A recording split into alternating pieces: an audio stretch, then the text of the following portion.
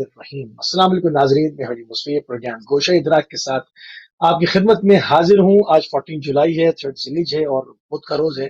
پروردگار کی بارگاہ میں دعا گو بھی ہوں اور پر امید بھی ہوں کہ پوری دنیا میں آپ جہاں کہیں بھی ہوں گے صدقے میں محمد علیہ محمد علیہ السلام کے خیر وافظ ہوں گے۔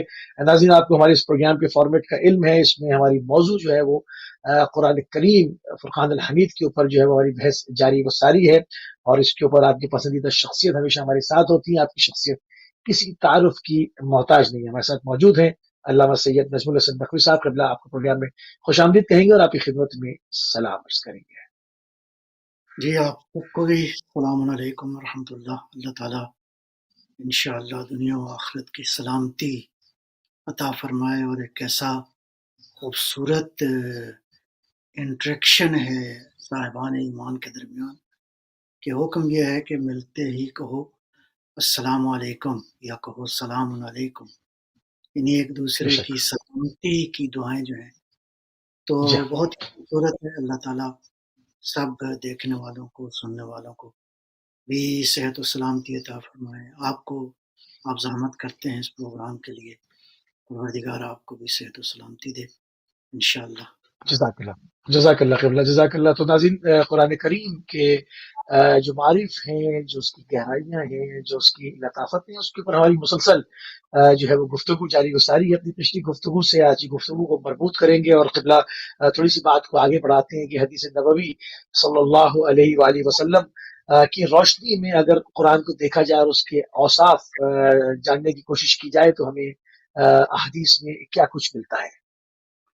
جی، بسم اللہ الرحمن الرحیم، وبہ نستعین، رب اشرح لی صدری ویسر لی امری واحلل عقدۃ من لسانی یفقہوا قولی۔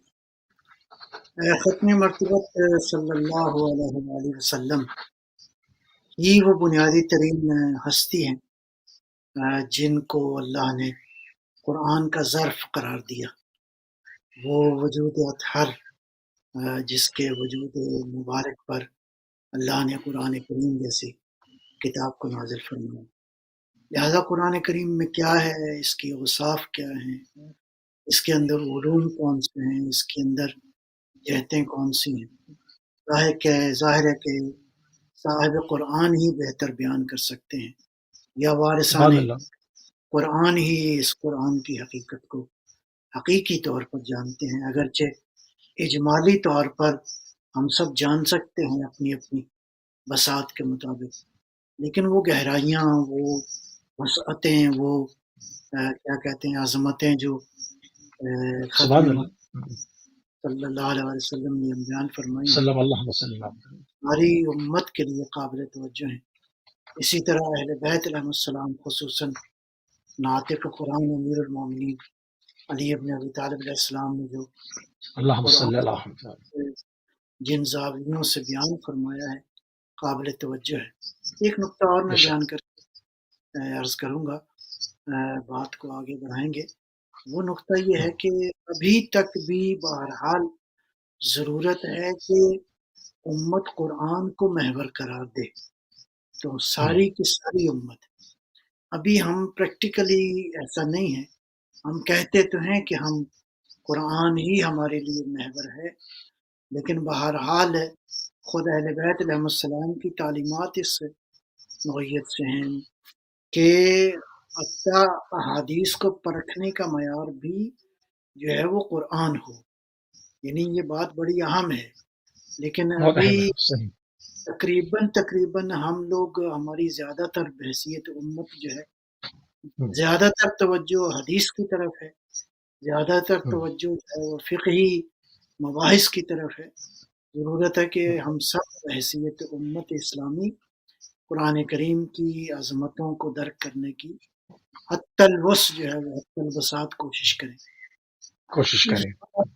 کیا ہے، میں ایک حدیث سے مبارکہ ہے ختم مرتبت صلی اللہ علیہ وسلم سے، اس کا کچھ حصہ جو ہے گزشتہ 2-3 نشستیں جو ہوئی ہیں اس میں بیان ہوا ہے، لیکن بہرحال بہت ساری خوبصورت مطالب جو ہیں میں اس کا آپ کے سامنے جو ہے انشاءاللہ تلاوت کرتا ہوں۔ نبی اکرم صلی اللہ علیہ وسلم ارشاد فرماتے ہیں، اگرچہ انسانوں کو خطاب ہے، بڑی خوبصورت بات ہے کہ پیغمبر انسانوں کو خطاب کر رہے ہیں، یعنی کسی ایک خاص طبقے کو نہیں، چونکہ یہ کتاب آئی ہے انسانیت کی ہدایت کے لیے، بنیادی طور پر انسانوں کی انسان سازی کی یہ کتاب ہے۔ لہٰذا ایھا الناس انکم فی زمان ہدنۃ، تم زمانہ ہدنہ میں ہو۔ ہدنہ پیغمبر بیان کر صحیح چکے ہیں۔ یہ جی دار کیا کہتے ہیں،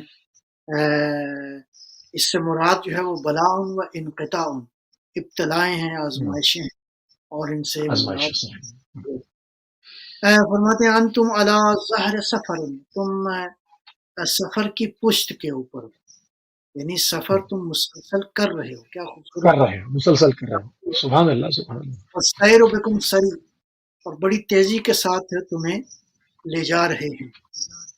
اللہ وقد اکبر رأيتم اللیل والنہار والشمس والقمر، تم لیل و نہار کو اور شمس و قمر کو دیکھ رہے ہو۔ یبلین کل جدید، ہر جدید کو یہ کیا کر رہے ہیں، کوہنا کر رہے ہیں، پرانا کر رہے ہیں۔ یقربن کل بعید، اور جو بعید ہے اس کو یہ قریب کر رہے ہیں۔ وَيَأْتِينَ بِكُلِّ مَوْعُودٍ وَوَعِيدٍ، ہر وعدہ اور وعید جو ہے وہ اس کو پورا کر رہے ہیں۔ یہ لیل و نہار، یہ سبحان شمس۔ فَعِدُّوا الْجَهَازَ لِبُعْدِ الْمَفَازِ، مفاز کہتے ہیں فوز، کامیابی، یعنی جی کامیابی کا جو فوزن ہے، جی کامیابی فوزن کے عظیم کامیابی کے میدان کے لیے توشہ اختیار کرو۔ کیا سبحان اللہ خوبصورت سبحان اللہ اس انداز سے سبحان اللہ نبی سبحان اکرم جو اللہ ہے فرما رہے ہیں۔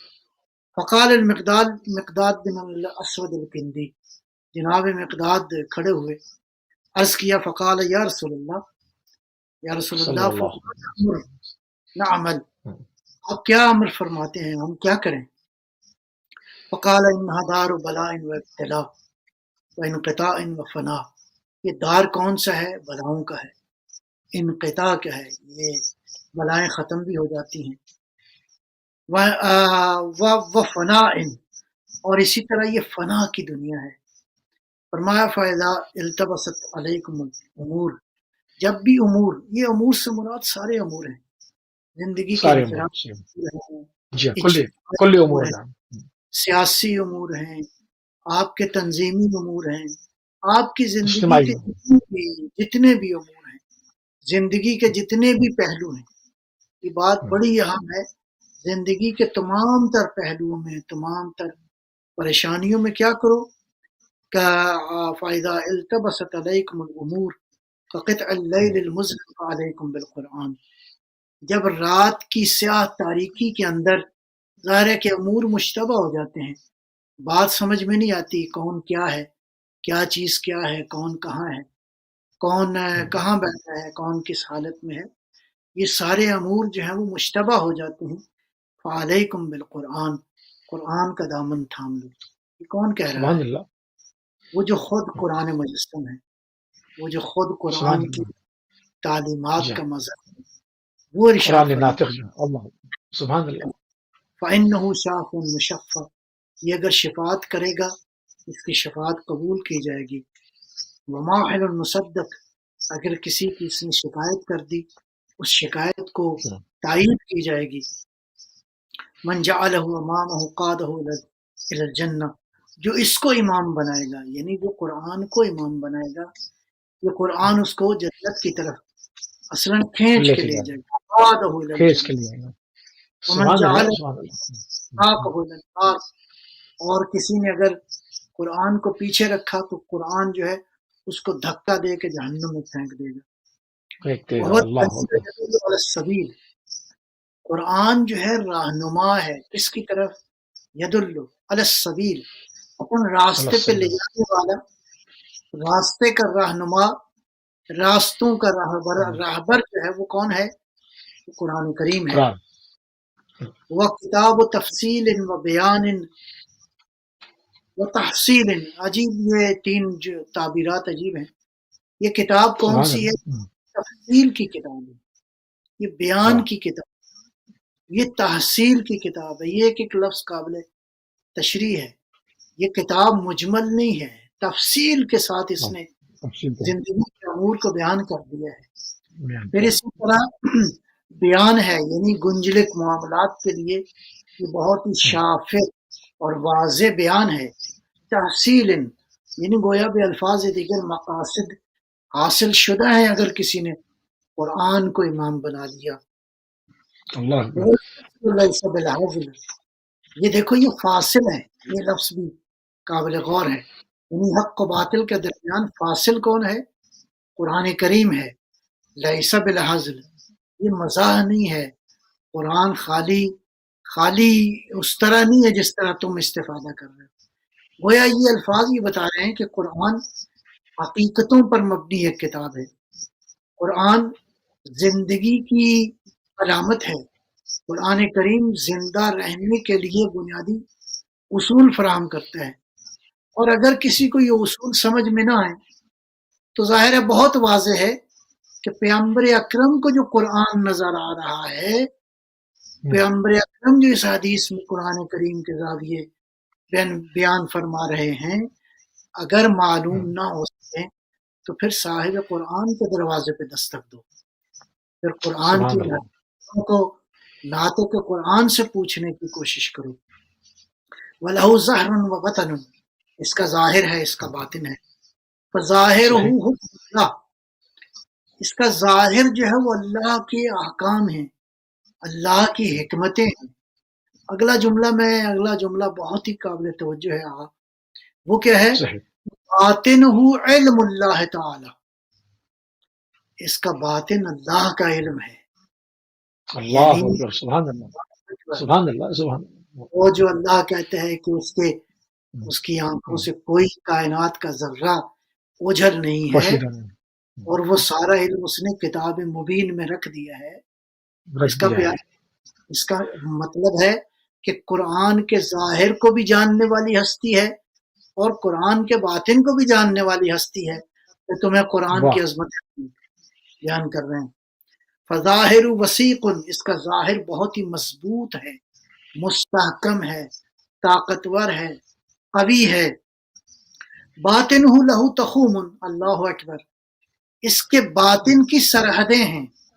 کون کہہ رہا ہے؟ اللہ اکبر۔ اس کا ظاہر استوار ہے، اس کا ظاہر مستحکم ہے، اس کے باطن کی سرحدیں ہیں۔ وَعَلَىٰ تُخُومٌ، اور ان سرحدوں کی پھر سرحدیں ہیں، ان سرحدوں کی پھر سرحدیں ہیں۔ لا تحصى عجائبہ، یہ سرحدیں اس قدر زیادہ ہیں، اس کے باطن اس قدر زیادہ ہیں، اس کے باطن اس قدر گہرا ہے، اس کی سرحدیں اس قدر بغیر کسی کنارے کے ہیں۔ لا تحصى عجائبہ، اس کے عجائب کا احاطہ نہیں کیا جا سکتا۔ ولا غرائبہ، اور اس کے جو غرائب یعنی غریب سے ہے، اس یہاں غریب سے مراد وہ چیزیں جو ادراک ہیں،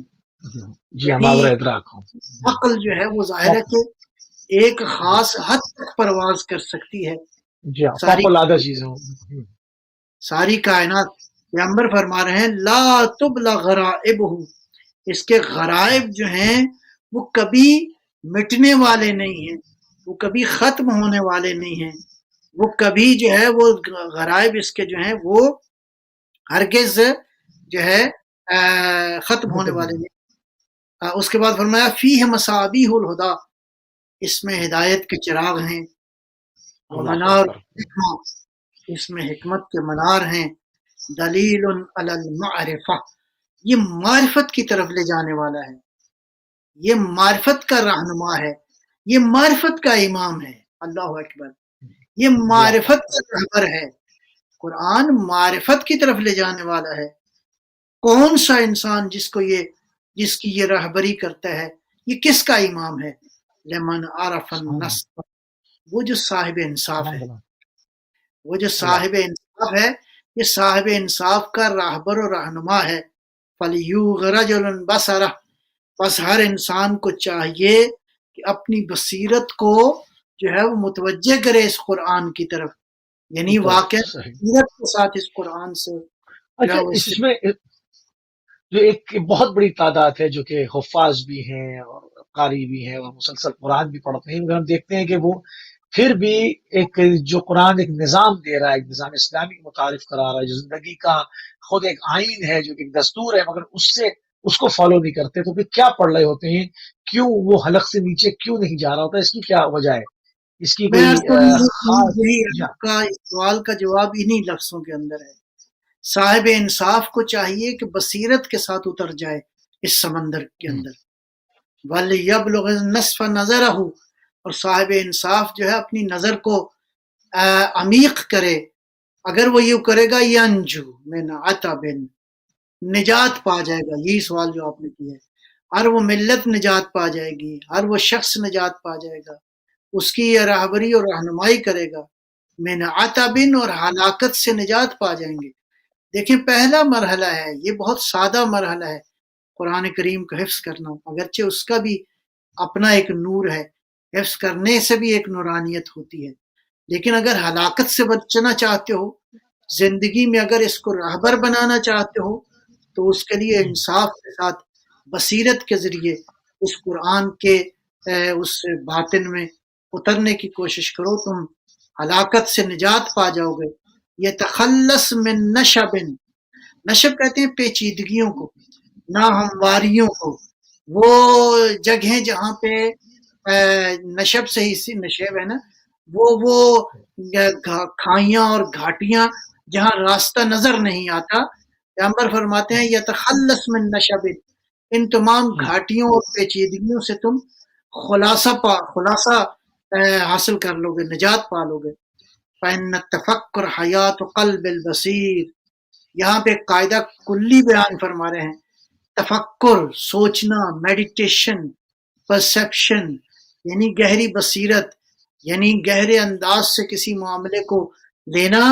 فإن التفکر حیات قلب البصیر، ایک بصیر صاحب بصر انسان کی زندگی کس میں ہے؟ سوچنے میں ہے، میڈیٹیشن میں ہے، پرسیپشن میں ہے، یعنی عقل میں ہے، تدبر میں ہے، تفکر میں ہے۔ کما یمشی المستنیر، ایک اور بڑی خوبصورت بات ارشاد فرماتے ہیں کہ یہ جو مستنیر ہے، وہ جو کما یمشی المستنیر، جیسے صاحب نور جو ہے وہ پھرتا ہے۔ قرآن نے کہا نا کہ کچھ لوگ ہیں جن کو ہم نے نور عطا کر دیا ہے، اس نور کے ساتھ وہ گلیوں میں، بازاروں میں، انسانوں کے اندر گھومتے پھرتے ہیں۔ تو قرآن بنیادی طور پر وہی نور ہے، وہ تفکر کے ساتھ تمہیں حاصل ہوگا۔ سبحان کما اللہ، بہت اور آخری جملہ میں عرض کر رہا ہوں، والنور یحسن التخلص ویقل التربص، یہ ایسا نور ہے، یہ ایسا حسین نور ہے کہ جو تمہیں خلاصہ جو ہے وہ تمہیں عطا کر دے گا، تمہیں ایسا چراغ ہے جو تاریکیوں میں تمہارے لیے راستوں کو منور کر دے گا، ایسا چراغ ہے جو تمہیں نیکی کی طرف لے جائے گا، برائیوں سے نجات دلا جائے گا، اور شبہات تاریکیوں سے بھی تمہیں نجات دے گا۔ تربص وہی یعنی شبہات کی تاریکیاں ہیں شبہ جو کہ وہ کم کر دے گا، ختم کر دے گا۔ لہٰذا یہ مختلف پہلو ہیں قرآن کریم کے جو اس ہستی نے بیان کیے ہیں، جو ناطق صحیح۔ قرآن، جو صاحب اچھا، قرآن ہے۔ اب اس میں جو چیز قبلہ سامنے سمجھ میں آتی ہے، جو یہ آپ نے بھی یہ تمام چیزیں جو ہے وہ رسول کریم صلی اللہ علیہ وسلم سے بیان فرمائی، یقیناً کیونکہ وہ تو اس کے باطن کا بھی سارا علم رکھتے ہیں۔ تو اب امت اس وقت مختلف قسم کے ٹکڑوں میں تقسیم ہے، اور یقیناً آپ جانتے ہیں کہ اہل بیت علیہ السلام سے اول دن سے ہی شروع میں قرآن لیا ہی نہیں گیا، تو آج اگر اس کی گہرائیوں میں اترنا ہو، اس کے عمق کو، اس کی گہرائی اس کو جاننا ہو، اس کے اندر جو 70 ایک ایک چیز کے اوپر حجاب ہیں، ان میں سے کم حقہ کچھ اپنی انسانی عقل کے ساتھ جتنا پروردگار نے اس کے اندر استطاعت رکھی ہے، جتنا اس کے اندر ایک جمبہ رکھا ہے، اتنے اس کے حجابات برطرف کرنا چاہے تو اس کا طریقہ کار کیا ہوگا، کہاں سے لے؟ چونکہ اہل بیت کو ہٹا کے تو کوئی اس کے اسرار اور رموز کو جانتا ہی نہیں ہے، تو کس طرح سے حاصل کیا جائے گا؟ میں عرض کروں، ایک بار پھر میں عرض کروں گا، جیسے اس حدیث مبارکہ میں پیغمبر نے یا ایھا الناس کہہ کر خطاب فرمایا ہے۔ دیکھیں صحیح، ہم بہت بار یہی عرض کریں گے کہ قرآن کا صرف ظاہر نہیں ہے، اگرچہ اس کے ظاہر کے اندر بھی حکمتیں ہیں، احکام الہی ہیں۔ ابھی تک گزشتہ صدیوں کے اندر امت اسلامی کے بڑے لوگوں نے اس سے بہت سارے، اس کے ظاہر سے بہت سارے مطالب سمجھنے کی کوشش کی ہے، بعض نے اس کے باطن کی طرف بھی کھوج لگانے کی کوشش کی ہے۔ لیکن اگر قرآن کی حقیقت، میں یہاں پہ ایک حدیث اور میں عرض کروں گا، خود رسول اکرم صلی اللہ علیہ وسلم سے ہی ہے، لما قیل له امتک ستفتن فسئل ما المخرج من ذلك، پیغمبر اکرم سے پوچھا گیا، اور اس کا اشارہ جو ہے حضور نے بھی اپنی گفتگو میں فرمایا ہے مختلف جگہوں پر، کہ کہا یا رسول اللہ، آپ کی امت آپ کے بعد جو ہے وہ فتنوں میں شکار ہو جائے گی، وہ فتنوں کے اندر جو ہے وہ اس میں فتنے پیدا ہو جائیں گے، تو مل مخرج من ذالک، تو اس سے خروج کا طریقہ کار کیا ہے، کار کیا فتنوں سے ہے؟ نکلنے کا سبب کیا ہے؟ تو آپ نے ارشاد فرمایا کتاب اللہ العزیز، اللہ کی عزیز کتاب ہے، الذی لا یاتیہ الباطل من بین یدیہ ولا من خلفہ، یہ ایسی کتاب ہے کہ اس کے کسی بھی طرف جو ہے وہ باطل موجود نہیں ہے، نہ اس کے رائٹ باطل ہے، نہ اس کے لیفٹ باطل ہے، نہ اس کے آگے باطل ہے، نہ اس کے، یعنی گویا پیغمبر اکرم اس کتاب کے بارے میں ان جملوں میں ارشاد فرما رہے ہیں، یہ کتاب معصوم ہے، یہ کتاب معصوم ہے، ہرگز باطل اس کے اندر موجود نہیں ہے۔ آگے فرماتے ہیں تنزیل من حکیم حمید، ایک ایسے نے نازل کی ہے جو حکیم بھی ہے اور حمید بھی ہے۔ یہ دو لفظ یہاں اللہ کے دو اوصاف، یہ بے معنی نہیں ہے، یہ بالکل مربوط ہے انسانی ہدایت۔ حکیم ہے، حکیم نے نازل کیا ہے، یعنی یہ قرآن حکمتوں کے مخزن سے آیا ہے۔ حمید نے نازل کیا ہے، سراسر وہ ہستی سراپا تعریف ہے، یہ قرآن بھی قابل تعریف ہے۔ من ابتغل علم غیرہ اضلہ اللہ، جو قرآن کے علاوہ علم تلاش کرے گا اللہ اسے گمراہ کر دے گا۔ بے شک ایسی کیسی بنیادی بات ہے۔ اب ہم یہ کہتے ہیں کہ یقیناً اس میں کوئی شک نہیں ہے کہ قرآن کریم معصوم ہے، قرآن کریم کو حکیم نے نازل کیا ہے، قرآن کریم بلکہ پیغمبر نے ابھی جو گزشتہ حدیث میں نے عرض کی، اللہ کے علم کا خزانہ ہے۔ جب پیغمبر یہ فرما رہے ہیں تو یہ بات بہت سادہ ہے کہ وہ کتاب جو معصوم کتاب ہے، اللہ کو ایسا ہی ظرف چاہیے اس کے نازل کرنے کے لیے جو معصوم ظرف ہو، جس کا وجود عصمت کے اوپر مبنی ہو، یعنی بہت واضح ہے کہ پیغمبر اکرم صلوات اللہ سلام اللہ علیہ۔ اب آ جائیں، اگر قرآن کو ہم نے سمجھنا ہے تو سیرت النبی کو دیکھنا پڑے گا، لہٰذا سیرت النبی کو بھی پرکھنے کا ایک بنیادی اصول یہ ہے کہ اس سیرت کو قرآن کے ساتھ مطابقت کرنے کی ضرورت ہے۔ نتیجتاً احادیث کے حوالے سے یہ بحث ہے کہ احادیث سے جعلی حدیثیں بھی آئی ہیں، لہذا ایسا نہیں ہے کہ آنکھیں بند کر کے آپ کہیں کہ یہ ساری حدیثیں جو ہیں وہ پیغمبر اکرم کی سیرت و سنت کو، لیکن ایک سادہ اصول جو معصومین علیہ السلام نے دیا ہے وہ یہی ہے کہ ان حدیث کو پرکھنے کا معیار جو ہے وہ قرآن کریم ہے۔ لہذا میں قرآن کریم کے سمجھنے کے مختلف مراحل ہیں، درجات ہیں، لہذا اگر قرآن کی ساری حقیقت کو کوئی سمجھنا چاہتا ہے تو وہ وہی ہیں جو حامل قرآن ہیں، جو وارثان قرآن ہیں، جو اتنی حقیقتوں کو بیان کر رہے ہیں۔ مثلا امیر المومنین علیہ الصلوۃ والسلام، سوال ہے تو میں، ورنہ پھر جی بسم اللہ، چونکہ حدیث نبوی کی ہے جو ہے وہ اس میں جو آپ نے بیان کی، رسول کریم نے جو اوصاف قرآن کریم کے بیان فرمائے تھے اس کو آپ نے جو ہے وہ بیان کیا بھی۔ اگر مولا امیر المومنین کی نگاہ سے کلام پاک کو دیکھیں، کیونکہ آپ کی وصیتیں بھی جا بجا ملتی ہیں اور آپ جو ہے وہ اپنے ماننے والوں کو وصیت بھی کرتے ہیں کہ قرآن سے تمسک اختیار کیے رہنا، کسی صورت ہرگز جو ہے وہ قرآن سے دوری اختیار نہ کرنا. تو مولا امیر المومنین کی اگر نگاہ سے قرآن کی اوصاف کو تلاش کیا جائے تو ہمیں کیا کلام ملتا ہے؟ میں بہت ہی ظاہر ہے کہ آپ نے بھی اشارہ کیا ہے، بہت زیادہ حدیث ہیں. خود نہج البلاغہ جی میں حضرت نے بہت خوبصورت انداز سے اس قرآن کو بیان کیا ہے، اور ظاہر ہے کہ علی قرآن کے ساتھ ہیں، قرآن علی کے ساتھ ہیں. علی یہ کے ساتھ پیغمبر ہے. کی سبحان اللہ. وصف یہی ہے، قرآن پیغمبر کے ساتھ ہیں اور پیغمبر قرآن کے ساتھ ہے. آپ ان کے ساتھ حقیقتوں ہے. کو ظاہر ہے کہ سمجھنے کے لیے بار بار ہم یہی عرض کر رہے ہیں کہ قرآن کریم کی اگر عظمتوں کو درک کرنا ہے، اس کی حکمتوں کو درک کرنا ہے، تو یہ دروازہ ایسا ہے. یہ دروازہ ہے قرآن کا، یہ دروازہ ہے علم کا، یہ منبع ہے واہ علم کا. قرآن کریم کی حقیقتوں کو ان سے بہتر پیغمبر کی بات کوئی نہیں جانتا. مولا جانتا. امیر المومنین علیہ الصلوۃ والسلام سے ایک دو اللہ روایات میں صلی اللہ علیہ وسلم. بسم اللہ. جعلہ اللہ رین لعطش العلماء. اللہ نے اس قرآن کو کیا قرار دیا ہے؟ اہل علم کے لیے پیاس بجھانے کا ذریعہ قرار دیا ہے. سبحان اللہ. سبحان اللہ. واہ. سبحان اب یہ اللہ. بات واہ. تو واضح ہے. اب آپ نے سوال بھی کیا تھا پہلے، اہل علم ہر کوئی اہل علم ایک درجے کا نہیں ہے.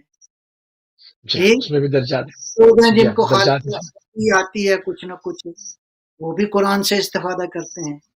لیکن اگر آپ کہیں کہ علامہ طباطبائی قرآن سے استفادہ کرتے ہیں تو فرق وہ الگ ہے نا. معیار ہے. وہ اگر یہ آپ کہیں کہ امام خمینی نے بھی قرآن سے استفادہ کیا ہے، تو علماء کی پیاس بجھانے کے لیے یہ آیا ہے یہ قرآن. تو علی جیسا عالم بھی ہے جی، علی جیسی واہ. ہستی جو دروازہ علم ہے. تو یہ اللہ قرآن اکبر. وہ فرماتے ہیں کہ رین لعطش العلماء والربیع لقلوب الفقہاء. اللہ اکبر. یہ ربی ہے، بہار ہے، کس کے لیے؟ فقہا کے لیے. فقہا سے مراد وہ اصطلاحی یہاں فقہا نہیں ہے. فقہا فقیہ کی جمع ہے.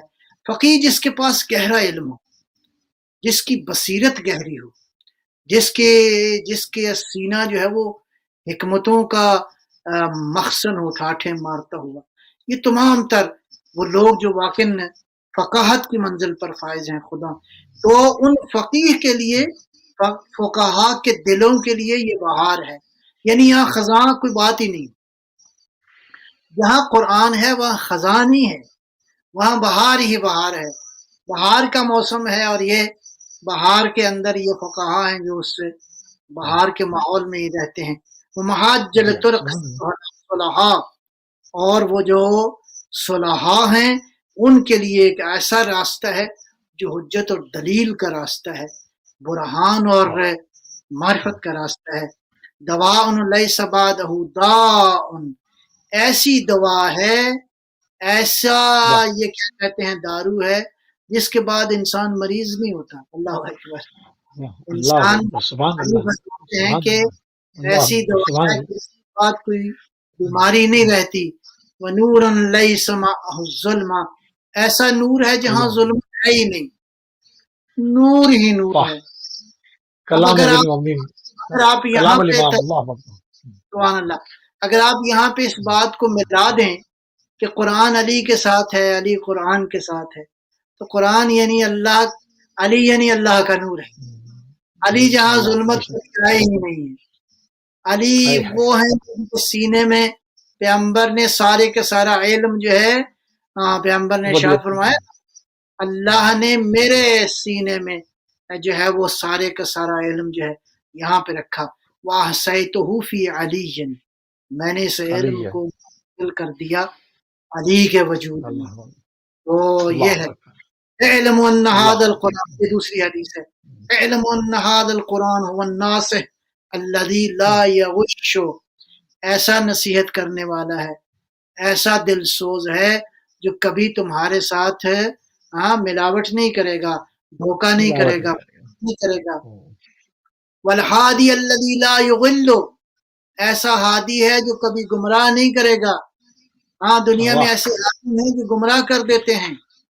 اور قیامت کے دن لوگ کہیں گے، قرآن کہتا ہے کہ اے پروردگار ہم نے ان کی اطاعت کی فَأَضَلُّونَ السَّبِيلَ، انہوں نے ہمیں گمراہ کر دیا.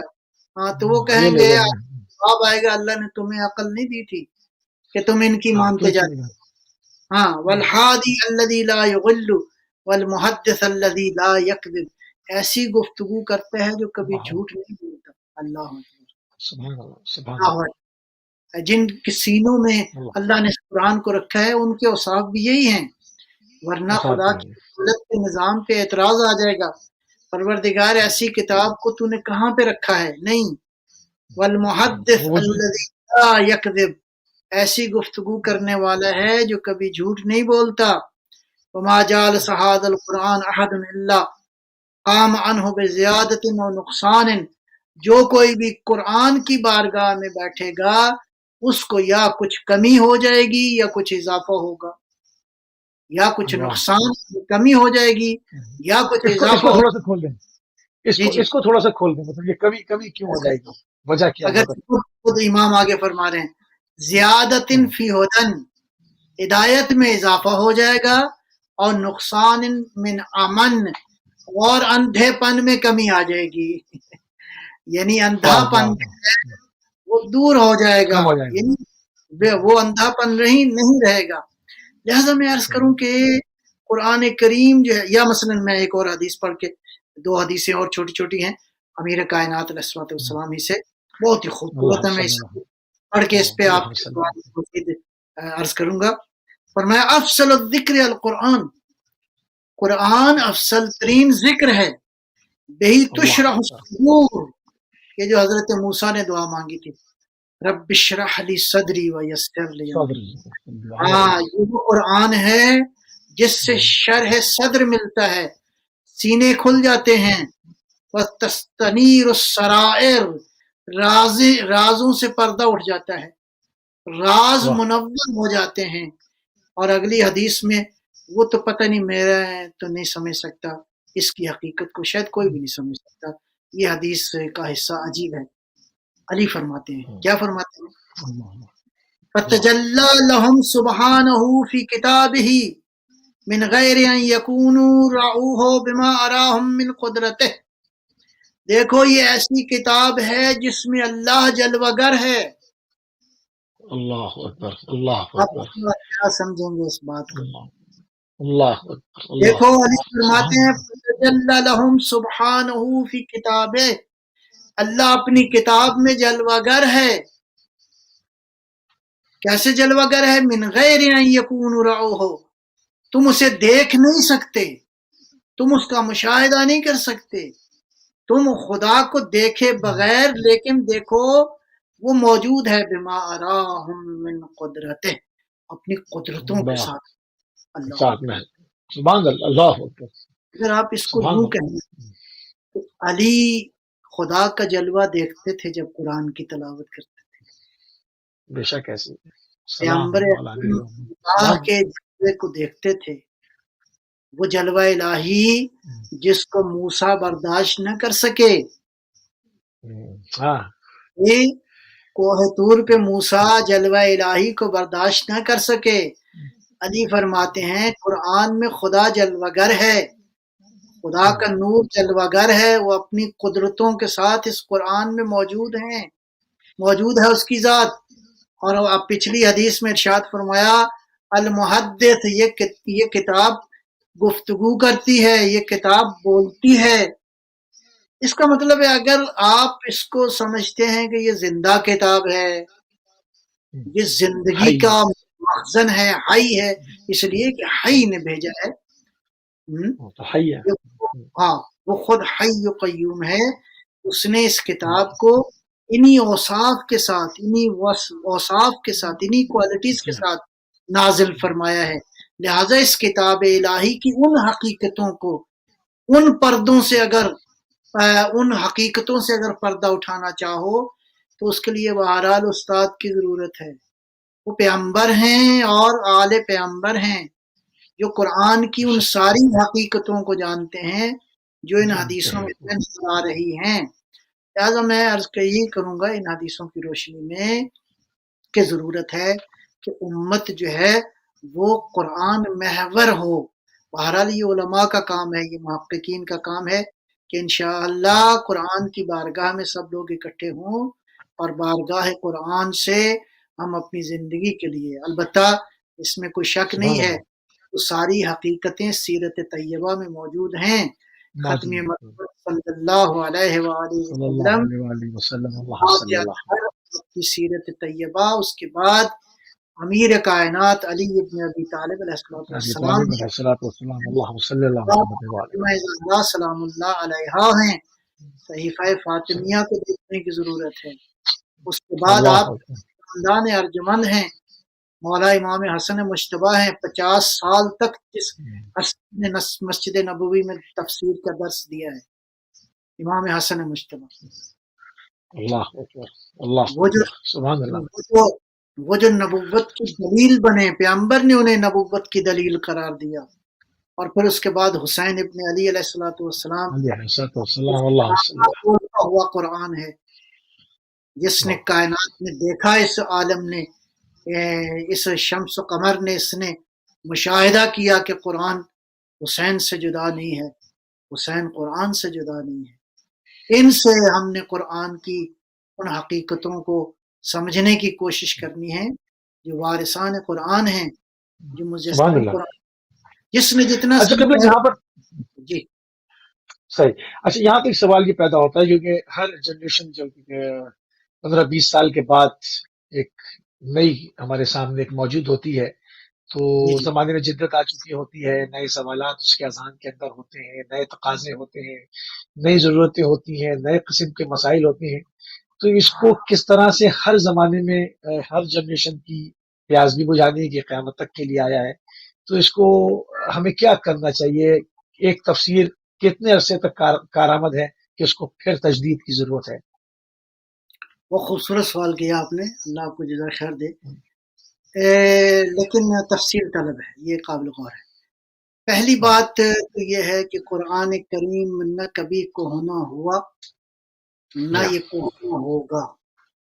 قرآن تو کبھی نہیں ہو سکتا، بدلتے رہیں گے، ہر مادہ وجود جو ہے وہ کوہنا ہوتا رہے گا، ہر جدید قدیم ہوتا رہے گا، سوائے قرآن کے، سوائے اہل بیت کے.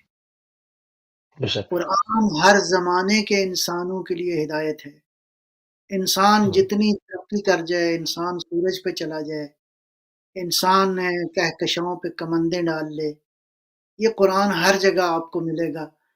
آپ ملکی وے سے نکل کے کسی اگلی کہکشاں میں چلے جائیں تو قرآن کی حقیقتیں اس کائنات میں آپ کو نظر آئیں گی. قرآن ایسی کتاب ہے. قرآن کریم جو ہے ہر زمانے کے ساتھ ہم آہنگ ہے. اس معنی میں اس زمانے کے انسانوں کی ہدایت کی ضروریات کے حوالے سے. ہاں ظاہر ہے کہ عالم مادہ میں تبدیلی ہوتی رہی ہے، ہوتی رہے گی. آج سے 100 سال 200 سال پہلے کا انسان، اس کا ٹرانسپورٹیشن کے مسائل کچھ اور تھے، آج وسائل کچھ اور ہیں. یہ تبدیلی آتی رہے گی. آیا قرآن میں بھی تبدیلی آئے گی؟ اور یہ جو بات آپ نے کہی ہے نا، کیا قرآن کریم کی تفسیر کی ضرورت ہے، اس پہ میرا ایک مشاہدہ تھا کہ تقریباً ہر 10 سال کے اندر اندر انسانی ضروریات جو ہیں وہ بدلتی جا رہی ہیں. لہذا قرآن کو نئے انداز سے سمجھنے کی ضرورت ہے. ہر 10 سال میں ضرورت ہے کہ قرآن کریم کو اس زمانے کے مطابق جو ہے وہ علماء، محققین، مفسرین سمجھنے کی کوشش کریں. لیکن ایک جگہ میں نے پڑھا ہے اور میں حیرت میں بالکل پڑ گیا، یہ کافی کچھ چند سال پہلے کی بات ہے. وہ نقطۂ نظر ہے حضرت علامہ طباطبائی رضوان اللہ تعالی علیہ کا. عجیب ہے، وہ عجیب ہے. وہ فرماتے ہیں کہ جس تیزی کے ساتھ انسان جو ہے وہ زندگی کی حقیقتوں کی کھوج لگا رہا ہے اس عالم کے اندر، ہر سال قرآن کی ایک نئی تفسیر کی ضرورت ہے. بے شک ایسے بہت تیزی کے ساتھ سفر، بہت سفر انسانی جو جدت کا سفر ہے بہت تیز ہے. ہاں تو اب لہٰذا یہ جو ہماری نئی نسل ہے انشاءاللہ اللہ تعالیٰ ان کی پیاس کو بجھائے. یقین کریں آپ کا بھی واسطہ پڑا ہوگا، میرا بھی بہت واسطہ پڑا ہے، اور بھی علماء تقریباً اسی طرح ہی ہیں. یہ ہماری نسل جو یقین خدا اس کی حفاظت فرمائے، جو نیک بچے ہیں، جو نیک نوجوان ہیں، انشاءاللہ باقیوں کو بھی اللہ نیک فرمائے. تو یہ ایسے ایسے سوال کرتے ہیں جو ماضی میں اس کا ان سوالوں کو ہمیں نہیں نظر آتے تاریخ میں کہیں بھی. نتیجتاً ہاں ظاہر ہے کہ عقل کی بنیاد پر ہیں، عقل بڑھ رہی پر ہیں. اسی طرح جو انسان علمی طور پہ ظاہر ہے کہ ترقی کرتا جا رہا ہے، لہٰذا مایوس نہیں ہونا، لہٰذا یہاں پہ پریشان ہونے کی ضرورت نہیں ہے. ہمیں مولا امیر المومنین اسلام سے ایک روایت بہت ہی چھوٹی سی ہے اور بہت ہی خوبصورت ہے. فرماتے ہیں لا تخلقہ کثرت الرد وولوج السمع، لا تخلقہ، اس کو کوہنا نہیں کرتا، اس کو پرانا نہیں کرتا. کیا؟ کثرت الرد، جتنا اس کو ریپیٹ کریں گے. اللہ اکبر. قرآن کو جتنا ریپیٹ کریں گے یہ ایسے لگے گا جیسے آج سے مخاطب ہے، آج کے انسان سے مخاطب ہے. کیا خوبصورت ہے. وولوج السمع، آپ جتنا بھی اس کو سنیں گے قرآن تازہ ہی نظر آئے گا. قرآن کو جتنا بھی سماعتوں سے ٹکرائے گا، یہ جیسے سماعتوں سے ٹکرائے گا، یہ کوہنا نہیں ہوگا، جدید ہوگا، آج کا میسج ہوگا. لہذا آج کا میسج سمجھنے کی ضرورت ہے. مولا امام صادق صلوات اللہ سلام اللہ علیہ اسی طرح فرمایا ما بال القرآن لا یزداد علی النشر والدرس الا غضاضہ. قرآن کا جتنا بھی درس دو، قرآن کو جتنا بھی آپ نشر کریں، قرآن کے مطالب آپ جتنے بھی بیان کریں، ارشاد فرماتے ہیں جیسے ہی قرآن کا آپ درس دیں گے، غضاضہ، قرآن بالکل تازہ نظر آئے گا. بالکل اس کے اندر جو ہے وہ تازگی اور تراوت آپ کو محسوس ہوگی، نشاط محسوس ہوگی. یعنی لأن اللہ تبارک و تعالی لم یجعلہ لزمان دون زمان، اللہ نے کسی ایک زمانے کے لیے اس کو نازل نہیں کیا. اللہ تو زمانوں پہ احاطہ رکھتا ہے نا، اللہ تو وقت کا خالق ہے، اللہ کو تو پتہ ہے کہ زمانے آنے ہیں. لہٰذا اللہ نے ہدایت کی ایسی کتاب بھیجی ہے جو کسی ایک خاص زمانے کے لیے جو ہے وہ محدود نہیں ہے. وَلَا لِنَاسٍ دُونَ نَاسٍ، نہ ہی کسی ایک قوم کے لیے ہے. لہٰذا افریقہ کے رہنے والے ہوں، نارتھ امریکہ کے رہنے والے ہوں، ویسٹ کے رہنے والے ہوں، ایسٹ کے رہنے والے ہوں، مڈل ایسٹ کے رہنے والے ہوں، کہیں کے رہنے والے ہوں، قرآن سب کے لیے منبع ہدایت ہے. قرآن ایک چیز اور بڑی عجیب دیکھنے میں آتی ہے جب، اور یہ ہر ایک کے ساتھ ہوتا ہوگا کہ مطلب ہم پاس ایسے لوگوں سے ملتے ہیں جو کہ بہت ضعیف العمر ہوتے ہیں، اور انہوں نے اپنے زمانے میں پوری زندگی مطلب اگر دیندار رہے اور قرآن کی جانب رجوع کیا ہے، تو ان کی بعض جگہوں پر اپنی سوچ کا اظہار کرتے ہیں کہ انہوں نے اپنے بزرگ علماء سے یہ سنا، اس کی تفسیر یہ سنی. پھر ایک وہ جوان جو اس وقت ایک جدید زمانے میں رہ رہا ہے، وہ اس وقت تفسیر سن رہا ہے جو کہ کئی ایک تفسیر کا اس میں فرق آ چکا ہے، کئی ایک تفاسیر بیچ میں آ چکی ہیں. اب وہ ان دونوں کا موازنہ کرتا ہے تو اس کو بڑا لطف آتا ہے کہ پہلے سوچ انسان کی یہاں تک گئی تھی، قرآن اس کی بھی پیاس بجھا رہا تھا، اب سوال یہاں آیا ہے تو اس کی بھی پیاس بجھا رہا ہے. تو ان دونوں کا جہاں پر ملاپ ہوتا ہے تو یہ بڑا ایک خوبصورت اس کا ایک، جس کو کہا جاتا ہے کہ قرآن ایک زندہ ایک معجزہ ہے، تو یہاں پر وہ چیز حقیقت آشکار ہوتی ہے. کیا کہیں گے اس پہ عبداللہ؟ بالکل ایسے ہی ہے. میں آپ کی اجازت سے بالکل شاید یہ کوئی کیا کہتے ہیں جیسے تاریں مل گئی ہوں. آپ کا سوال بالکل اسی روایت کو اس پہلو کے ساتھ ہے جو میں ابھی عرض کرتا ہوں. ارشاد فرمایا فَهُوَ فِي كُلِّ زَمَانٍ جَدِيدٌ، قرآن ہر زمانے میں جدید ہے، نئی بات کرتا ہے.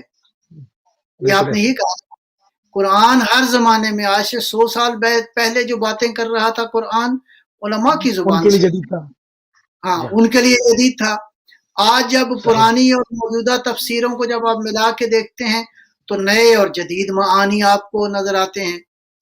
فہو فی کل زمان جدید وعند کل قوم غز الی یوم القیامہ. اچھا یہ ایک اور نقطہ ہے جس حدیث میں آپ کے اسی سوال کی روشنی میں، وہ کیا ہے؟ امام معصوم فرماتے ہیں، امام صادق علیہ السلام فرماتے ہیں کہ ہر قوم کے لیے، مطلب ہے فرض کرو برے صغیر کے رہنے والوں کے لیے اور طرح سے جدید ہے، مڈل ایسٹ کے رہنے والوں کے لیے اور طرح سے جدید ہے، اور طرح سے دونوں کے اور تقاضے مختلف ہیں. رہنے والوں کے لیے اور طرح سے جدید ہے.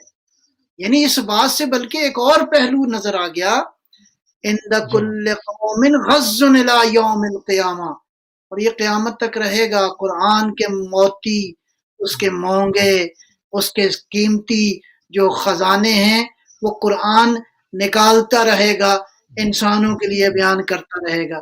اور یہ معاملہ مجھے تو یوں لگتا ہے خود قرآن ہی کی زبان مبارک کے اندر، بسم اللہ الرحمن الرحیم، اذا زلزلت الارض زلزالها واخرجت الارض اثقالها وقال الانسان ما لها. عجیب ہی آیت ہے.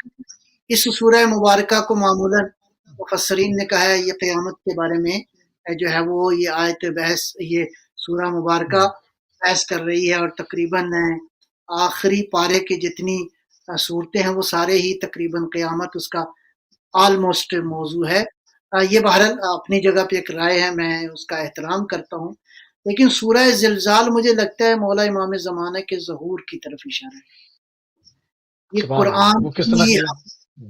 قرآن کی حقیقتوں کو ایک نئے انداز سے کھولنے کی طرف اشارات ہیں. اذا زلزلت الارض زلزالها، جب زمین پہ زلزلے آئیں گے. یہ زلزلے میرے خیال میں ہو سکتا ہے وہ فزیکل زلزلے ہوں، لیکن میرے نظر میں جو قرآن کی اگلی آیتوں کے ساتھ اگر اس ٹیکسٹ کو ملایا جائے تو یہ زلزلے فزیکل زلزلے نہیں ہیں.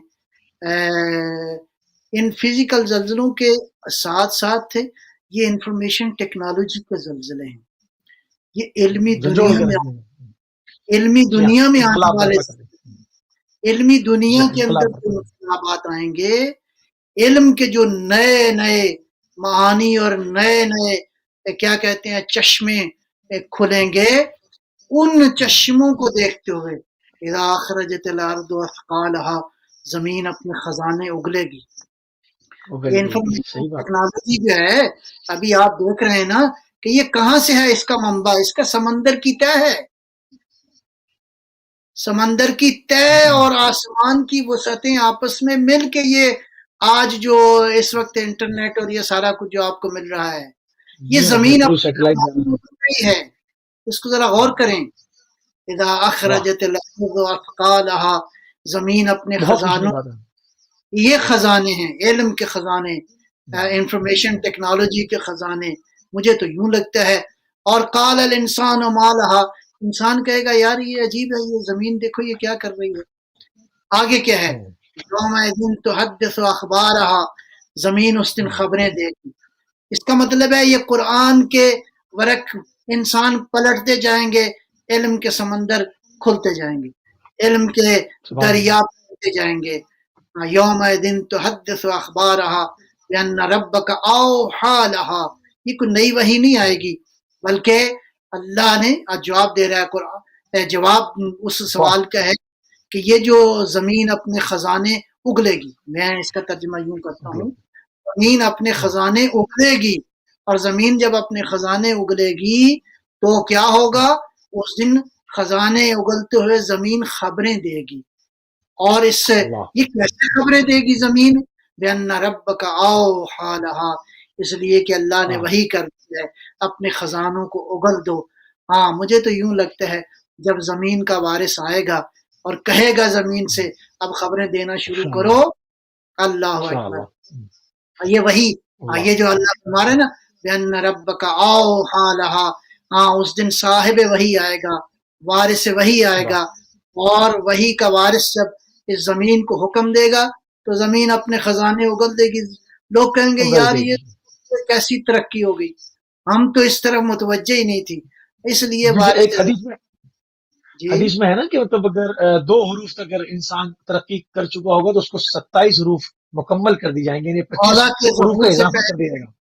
مولا کے ظہور سے پہلے 2 حرف جو علم ہے وہ ظاہر ہوگا، تو یہ قرآن نے تو ابھی کھلنا ہے، قرآن کی حقیقتیں تو بہرحال ابھی اس کے اوپر تو ایک الگ موضوع ہو جائے گا، اگر میں کہوں کہ وہ جی بائنری جی ایسے کوڈ 0 اور 1 ہے ابھی، اور اب اس میں 25 حروف کا اور اضافہ ہوگا تو کہاں جائے گا؟ یہ بہت خوبصورت، وہ ایک الگ باقاعدہ پورا ایک مستقل ایک الگ موضوع ہو جائے گا، مگر چونکہ بات ایک ضمن آ گئی تو میں نے کہا میں آپ کے سامنے اس کو رکھوں تاکہ اس پر آپ کچھ تھوڑا بہت ہمارے نوجوانوں کے لیے فرما دیں۔ ہمارے پاس صرف 2 منٹ رہ گئے۔ بہرحال میں عرض کروں گا کہ ہمیں ایک ایسے فیوچر کی تیاری کرنی ہے جس میں علم ہی علم ہو۔ اپنے نوجوانوں کو میں یہی عرض کرنا چاہوں گا ان کی خدمت میں، مولا کے ظہور کے لیے آ جاؤ، قرآن فہمی کی طرف آ جاؤ، علوم کی طرف۔ یہ علم ہی در حقیقت وراثت اہل بیت علیہ السلام کی اور دامن اہل صلی بیت اللہ کو تھامنے کی ضرورت ہے۔ یا جتنے مسائل مشکلات ہیں یہ قابل حل ہیں اگر دامن اہل بیت کو، دامن قرآن کو ہم تھام لیں۔ یقیناً آج ہمارے نوجوانوں کی جتنی بھی مشکلات ہیں، جتنی بھی پریشانیاں ہیں، بعد اس سلسلے میں ظاہر ہے کہ علماء کی بھی ذمہ داری بنتی ہے انشاءاللہ اس پیاس کو بجھائیں اور ان سوالوں کا جواب دیں۔ یہ نسل جو ہے بہت پیاسی ہے، اس میں ایسے ایسے نوجوان ہیں جو واقعاً بہت دیندار ہیں اور حقیقت میں دین کو سمجھنا چاہتے ہیں۔ وہ جو روایتی دین ہے، وہ جو روایات کی شکل میں ڈھلا ہوا ہے، سوال کرتے ہیں، سوال جواب چاہتے ہیں، دین کی آفاقی اور لائن کو ٹو کرنا نہیں چاہتے، وہ سوال کرنا چاہتے ہیں۔ ہاں، ان آفاقی کیا کہتے ہیں افق کو تلاش کرنا چاہتے ہیں، ان ہرائزنز کو ابھی تک نظر نہیں آئے، تو انشاءاللہ اللہ تعالیٰ کو توفیق ہم کشف کر سکیں۔